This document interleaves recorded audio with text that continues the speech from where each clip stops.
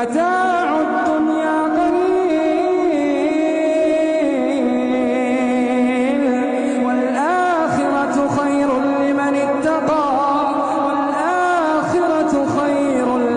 اتقى ولا تظلمون فتيلا.